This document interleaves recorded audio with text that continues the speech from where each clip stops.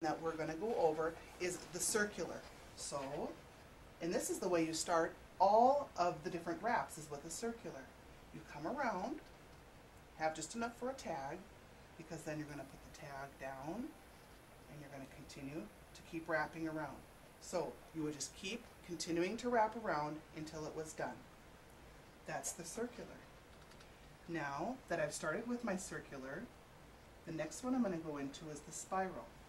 So I've got it around, I get my tag down, cover my tag, and then you're just going to go upward into a spiral.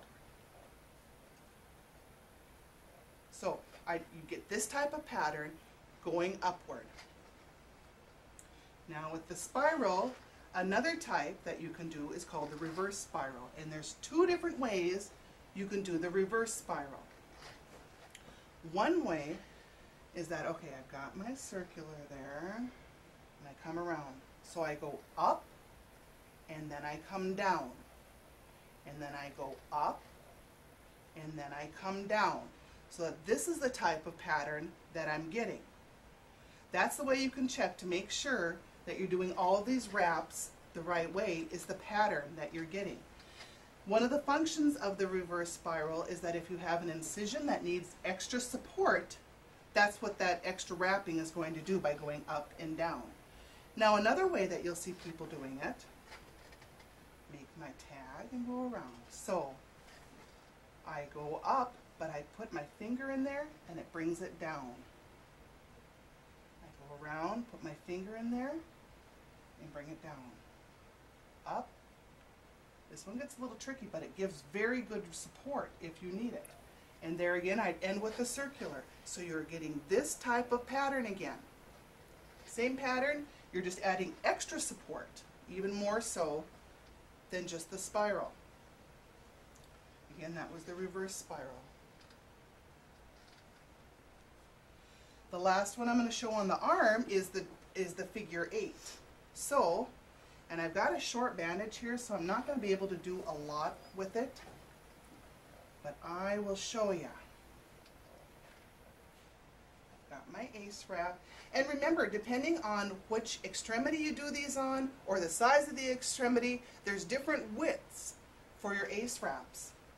So you want to make sure you get the right one. Make your tag, bring it down.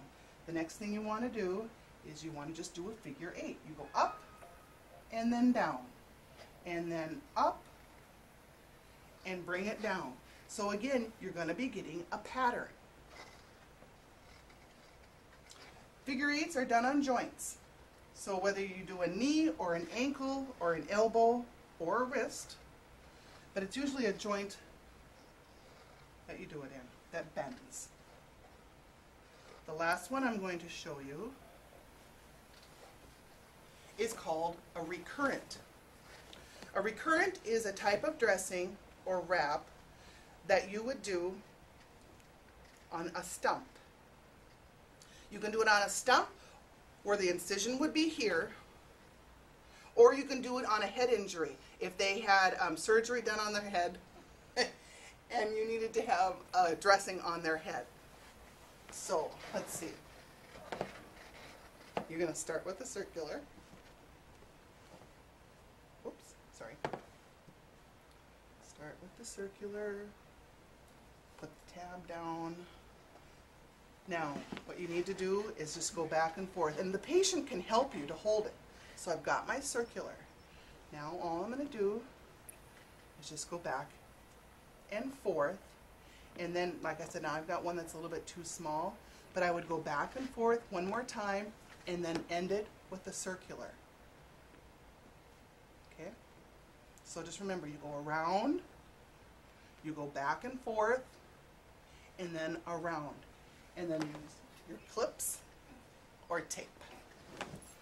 And that's just a quick summary of the different bandages. The other things I was going to go over very quickly with